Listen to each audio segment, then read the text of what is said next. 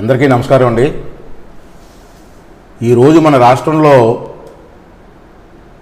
పంచాయతీరాజ్ వ్యవస్థని ఏ విధంగా నిర్వీర్యం చేస్తున్నారో కొన్ని విషయాలు మీకు చెప్పాలని చెప్పి నేను ప్రయత్నం చేస్తున్నాను. అదేమిటంటే,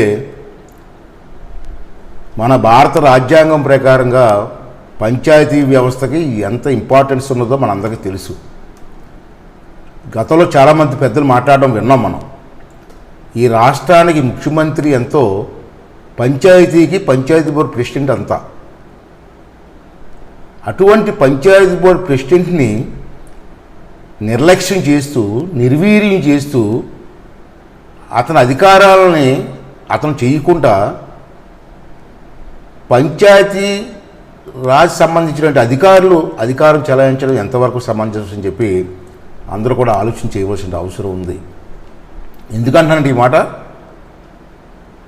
కేంద్ర ప్రభుత్వం 14th ఫైనాన్స్ 15th ఫైనాన్స్ డబ్బులు డైరెక్ట్గా పంచాయతీలకు ఇస్తున్న సంగతి మనకు తెలుసు. ఆ డబ్బులపైన పూర్తి అధికారం సర్పంచ్గా ఉంటుంది. సర్పంచ్ ఆధ్వర్యంలోనే ఆ డబ్బులకు ఆ గ్రామాల్లో అభివృద్ధి కార్యక్రమాలు చేయాలి. కానీ జగన్ రెడ్డి పరిపాలనలో ఆ 14th ఫైనాన్స్ కానీ 15th ఫైనాన్స్ కానీ సర్పంచ్కి ఇవ్వకుండా డైరెక్ట్గా ఈవేళ కరెంటు బిల్లులకి అని చెప్పి రాష్ట్ర ప్రభుత్వమే అక్కడే కట్ చేసి సర్పంచ్కి ఇవ్వకుండా డబ్బుల్ని డైవర్ట్ చేయడం ఎంతవరకు సమంజసం అండి? ఇంకా సర్పంచ్కి ఉన్న గౌరవం ఏంటండి? సర్పంచ్కి ఉన్న అధికారాలు ఏంటండి? ఈవేళ మీ కరెంటు బిల్లులు కట్టాలని చెప్పి రాష్ట్ర వ్యాప్తంగా సుమారు 350 కోట్ల రూపాయలని సర్పంచ్కి తెలియకుండా ఎలా డైవర్ట్ చేస్తారండి? ఇది రాజ్యాంగానికి విరుద్ధం కదా? ఇది ఎంత అన్యాయం అండి, ఎంత మోసం అండి. అసలు సర్పంచ్ అంటే ఏమనుకున్నారు మీరు? మొన్న ఎలక్షన్లో ఎంతో కష్టపడి డబ్బులు ఖర్చు పెట్టి సర్పంచ్గా గెలిగితే వాళ్ళకి కనీసం అధికారం లేకుండా నిర్వీర్యం చేస్తారా? ఇది ఎక్కడి వరకు న్యాయం, ఎంతవరకు న్యాయమో ఒకసారి రాజ్యాంగ నిపుణులందరూ కూడా ఆలోచన చేయవలసిన అవసరం ఉంది. అలాగే సర్పంచులు కూడా మాట్లాడాలండి. మీరు ఎంతో కష్టపడి గెలిచారు, ప్రజల అభిమానానికి చేరుకొని మీరు ఓట్లు వేయించుకొని గెలిచారు. అటువంటి మీకు అన్యాయం జరుగుతున్నప్పుడు మీరు మాట్లాడకపోతే ఎవరు మాట్లాడతారండి? మీరు మాట్లాడరు, మీ ఎమ్మెల్యేలు మాట్లాడరు, మీ ఎంపీలు మాట్లాడరు, మీ మంత్రులు మాట్లాడరు. మీకు ఎంత అన్యాయం జరుగుతుంటే చూస్తూ కూర్చోవడం ఎంతవరకు సమంజసం ఒకసారి అందరూ అర్థం చేసుకోవాల్సినటువంటి అవసరం ఉంది. 2-3 ఉదాహరణలు చెప్తాను మీకు. మీరు సర్పంచ్లు అవ్వకముందు ప్రతి గ్రామాల్లో కూడా స్పెషల్ ఆఫీసర్ రాజ్యం నడిచింది, తెలుసు కదా మీకు. అప్పుడు మీ ఎలక్షన్ జరగలే, స్పెషల్ ఆఫీసర్లే ఉన్నారు. ఆ టైంలో ఒక్కొక్క స్పెషల్ ఆఫీసరు ప్రతి పంచాయతీలో కూడా 4-5 వర్కులు శాంక్షన్ చేసుకొని, వాళ్ళకి ఇష్టం వచ్చినట్టు వర్కులు శాంక్షన్ చేసుకొని, వేలాది బస్తాలు సిమెంట్ బస్తాలు దోసేసుకొని, ఇసుక దోసేసుకొని వర్కులు పూర్తి చేయకుండా పెండింగ్ పెట్టి కూర్చున్నారు. ఇప్పుడు మీరు ఎలక్షన్లో గెలిచారు.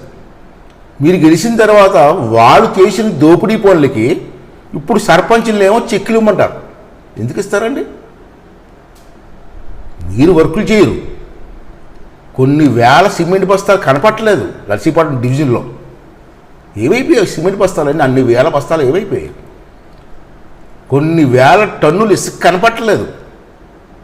ఎంబుక్కులు రికార్డ్ అవ్వలేదు. ఎంబుక్కులు రికార్డ్ అవ్వకుండా ఇప్పుడున్న కొత్తగా వచ్చిన సర్పంచ్ ఎందుకు సంతకం పెడతాడండి? ఎందుకు సంతకం పెడతానని అడుగుతున్నాను ఈవేళ. దానికి మళ్ళీ బెదిరిస్తారు సర్పంచుల్ని. నర్సీపట్నం డివిజన్ తాలూకు డిఎల్పో శిరీష రాణి అట, డిఎల్పో గారు. ఆమె ఏమో ప్రతి పంచాయతీకి వెళ్ళి సర్పంచులు పిలిచి సంతకం పెట్టరా, పెట్టకపోతే మీకు చెక్ పవర్ తీసేస్తారని చెప్పి బెదిరిస్తుందండి. ఎవరిచ్చారు అధికారం? ఆవిడతో పాటు పంచాయతీరాజ్ డిపార్ట్మెంట్లో పనిచేస్తున్న అధికారులు కూడా బెదిరిస్తారండి. దాంట్లో ముఖ్యం ఏంటంటే, నర్సీపట్నం డివిజన్లో ఉన్నటువంటి, నేను మొన్న నాకు వచ్చాయి చాలా రిపోర్ట్స్ ఉన్నటువంటి మరి జేఈ నరసింహరావు అట, సర్పంచులందరి దగ్గరికి వెళ్ళడం, బెదిరించడం. అతనితో పాటు డిఎల్పో శిరీషరాన్ని ఆవిడ బెదిరించడం, ఆవిడతో పాటు ఎంపీడీఓ నర్సీపట్నం బెదిరించి సంతకం పెడతారా? లేదా చెక్ పవర్ తీసుకుంటారు. ఎందుకు పెట్టాలండి? మీరు చేసిన తప్పుడు పనులకి ఇప్పుడున్న సర్పంచ్ ఎందుకు సంతకం పెట్టాలండి? తప్పు కదా. మీకు కొన్ని ఉదాహరణలు చెప్తాను. ఈవేళ చెట్టుపల్లి అని నర్సీపట్నం మండలంలో చెట్టుపల్లి అని గ్రామం ఉంది. ఓ మంచి పంచాయతీ, పెద్ద పంచాయతీ. ఆ పంచాయతీలో కరెంటు బిల్లు కట్టాలని చెప్పి 23 లక్షలు బకాయి ఉన్నారని చెప్పి చూపిస్తారండి. ఒక పంచాయతీకి 23 లక్షలా? మరీ ఘోరం కదండి. కానీ ఎలక్ట్రిసిటీ ఆఫీస్ వారు ఇచ్చినటువంటి కాగితంలో 4 లక్షలు 5 లక్షలు కట్టాలని ఉంది. వీలే 23 లక్షలు కట్టాలంటారు. సర్పంచ్కి తెలియకుండా 18 లక్షలు ఏమో డ్రా చేసి కరెంటు బిల్లు కట్టేస్తారా? ఇదేం ఘోరం అండి. సర్పంచ్కి తెలియాలి కదా. సర్పంచ్ అకౌంట్లో ఉన్నటువంటి 18 లక్షలు డ్రా చేస్తారా? మరి ఎలక్ట్రిసిటీ బోర్డు వాళ్ళు 5 లక్షలే కట్టాలని వాళ్ళు ఇచ్చారు మాకు. ఏది నిజం దీంట్లో? ఏంటి దోపిడీ? ఇది గట్టిగా అడిగితే రాజద్రోహం కేసులు పెడతారా? బెదిరిస్తారా?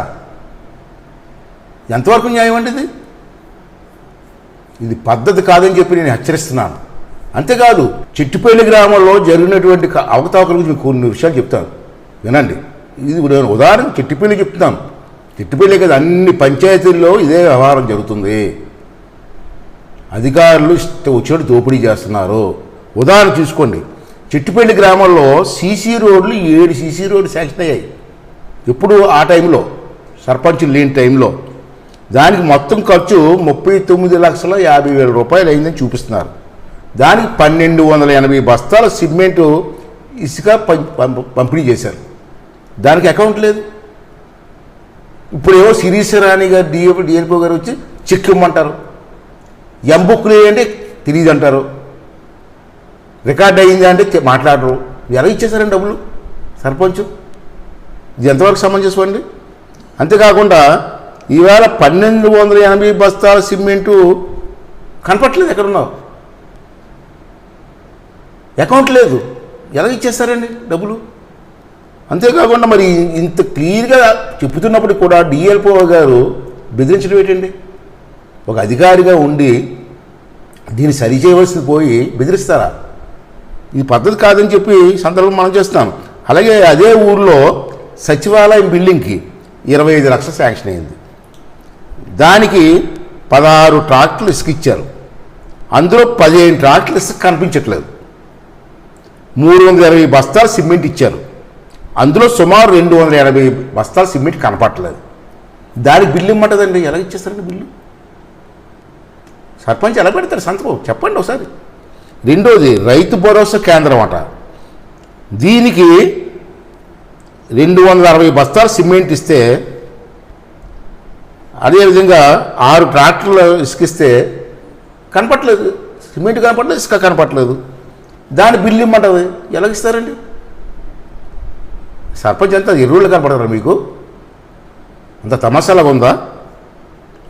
అంతేకాకుండా ఈవేళ సుమారు చెట్టుపల్లి గ్రామంలో 2,000 సిమెంట్ బస్తాలు కనపట్లే. టోటల్ మీరు చూసుకుంటే 2,000 ఇంటూ 380 రూపాయలు సిమెంట్ బస్తా వేసుకున్నా 7,60,000 దోపిడీ.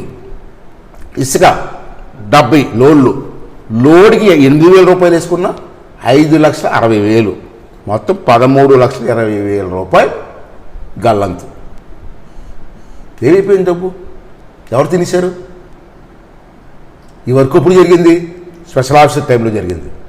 స్పెషల్ ఆఫీసర్ టైంలో ఇంత ఫ్రాడ్ జరిగితే ఇప్పుడున్న సర్పంచ్ సంతకం ఎలా పెడతారండి? చెక్ ఎలాగిస్తారండి? ఆ మాత్రం ఇంగిత జ్ఞానం లేదండి చదువుకున్న ఉద్యోగస్తులకి. ఏంటండి దౌర్జన్యం? నాకు అర్థం కాదు. అంతేకాకుండా మరి బెదిరింపులు. ఇప్పటికీ ఈ నెల రోజుల్లో చెట్టుపల్లి సర్పంచ్ మీద హెరాస్మెంట్. 3 సెక్రటరీలు నెల రోజులు మారుస్తారండి ఎవరన్నా? ఒకే నెల రోజుల్లో సర్పంచ్ని ఇబ్బంది పెట్టడం కోసం 3 సెక్రటరీలను ఒక నెల రోజులు మార్చిందండి ఈవిడ, ఈ డిఎల్పిఓ. ఏంటండి ఈవిడ ఇంట్రెస్ట్? దేనికండి ఇంట్రెస్ట్? ఆ బిల్లులు మార్చుకుంటే వాటా తీసుకుందామనా? వాటాలు పంచేసుకుంటారా మీరు? ప్రజల డబ్బు గ్రామాలకు వెళ్ళవలసిన డబ్బులు పంచుకుంటారండి పంచాయతీరాజ్ డిపార్ట్మెంట్ను డిఎల్ఓ గారును? అడిగేవాళ్ళు లేడా? అడగనుకున్నారా? ఇదంతా చాలా పొరపాటు అని చెప్పి మనం చేస్తున్నాం ఈవేళ. అంచేత ఈవేళ సర్పంచ్ కొత్తగా వచ్చారు, వాళ్ళు ట్రైనింగ్ ఇచ్చి ఎలా పరిపాలన చేయాలో నేర్పవలసిన డిఎల్ఓ ఈ విధంగా హెరాస్మెంట్ చేసి మంచిది కాదని చెప్పి నేను హెచ్చరిస్తున్నాను. ఇప్పుడు కానీ సరిదిద్దుకోండి. శిరీషరాణి గారు, మీరు చాలా సీనియర్, నాకు తెలుసు. మీరు ఈ విధంగా ప్రవర్తించడం మంచిది కాదు. అంటే ఇప్పుడు కానీ తప్పుని సరిదిద్దుకోండి. మీరు పంచాయతీ డిపార్ట్మెంట్, నేను ఇమ్మీడియట్గా దీని మీద మొత్తం ఇక్కడే కాదు, చెట్టుపల్లి కాదు, మా డివిజన్ మొత్తం అందరు సర్పంచులు కూడా నన్ను కలిశారు. చాలా బాధపడుతున్నారు. మా గౌరవం లేకుండా చేస్తున్నారని, బెదిరిస్తున్నారండి అని చెప్పి మాట్లాడుతున్నారు. డబ్బులు కూడా డిమాండ్ చేస్తున్నారండి. చెక్ మీద సంతకం పెట్టండి, మాకు ఇంత డబ్బులు కావాలని చెప్పి డిమాండ్ చేస్తున్నారండి అని చెప్పి వాళ్ళు బాధపడుతున్నారు. నేను వదిలిపెట్టి ప్రసక్తి లేదు. నేను కలెక్టర్ గారికి రిపోర్ట్ ఇస్తున్నాను, అంతేకాకుండా డిపిఓ గారికి రిపోర్ట్ ఇస్తున్నాను, అలాగే పంచాయతీరాజ్ సెక్రటరీ గారికి రిపోర్ట్ ఇస్తున్నాను. ఇమీడియట్గా దీని మీద ఎంక్వైరీ జరగాల. ఎంక్వైరీలో చాలామంది సర్పంచులు పబ్లిక్గా ఏ దోపిడీ జరుగుతుందో చెప్పడానికి సిద్ధంగా ఉన్నారు. సర్పంచులు అందరూ కూడా మనం చేస్తాం. కలెక్టర్ గారి దయించి మీ మీద యాక్షన్ తీసుకోండి, లేకపోతే మీ ఆఫీసర్లందరినీ కూడా నడి రోడ్డు మీద నిలబెట్టే పరిస్థితి తీసుకురావద్దని చెప్పి మనం చేస్తాను. అప్పటికీ మీరు వినకపోతే న్యాయస్థానంలో మీ అందరినీ కూడా నిలబెట్టే పరిస్థితి తీసుకురావద్దని చెప్పి ఈ సందర్భంలో మనం చేస్తూ, ఇప్పటికైనా పంచాయతీరాజ్ వ్యవస్థను గౌరవించండి, సర్పంచ్ని గౌరవించండి, వచ్చిన నిధులు సక్రమంగా ఖర్చు పెట్టించి గ్రామాలు అభివృద్ధి చేయడం కోసం ప్రయత్నం చేయండి.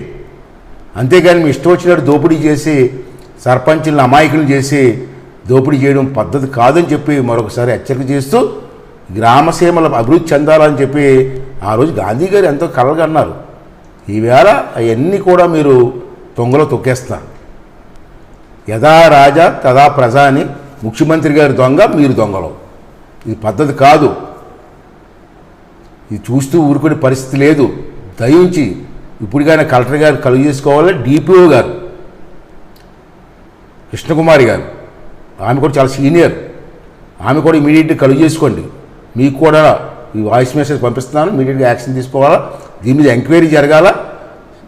డిఎల్ఓ మీద, పంచాయతీరాజ్ డిపార్ట్మెంట్ మీద ఇమీడియట్గా ఎంక్వైరీ చేసి, కొన్ని వేల సిమెంట్ బస్తాలు కనపట్టలేదండి. ఏమైపోయాయి సిమెంట్ బస్తాలన్నీ? ఎవడు తినేశాడు?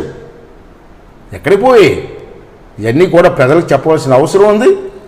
ప్రతి పంచాయతీకి కూడా సమాధానం చెప్పవలసిన అవసరం ఉందని చెప్పి ఈ సందర్భంలో మీకు మనవి చేస్తూ, దీని మీద సర్పంచులు కూడా మౌనంగా ఎందుకుంటారండి?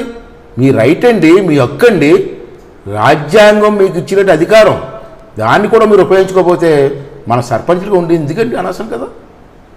అంచేత అందరూ కూడా ఒకసారి ఆలోచన చేసి దీని మీద మాట్లాడి మీకు జరుగుతున్న అన్యాయం మీద మాట్లాడవలసిన అవసరం ఉందని చెప్పి అందరికీ మనవి చేస్తూ, మీకు ఇప్పుడు ఏ అవసరం వచ్చినా సర్పంచులు అంటే పార్టీలకు అతీతంగా గెలిచి సర్పంచులు మీరందరూ కూడా, మీ సర్పంచులకి ఏ విషయంలో అన్యాయం జరిగినా మీకు అండగా మేము అందరం ఉంటాం. మీరెవ్వరూ భయపడవలసిన లేదు.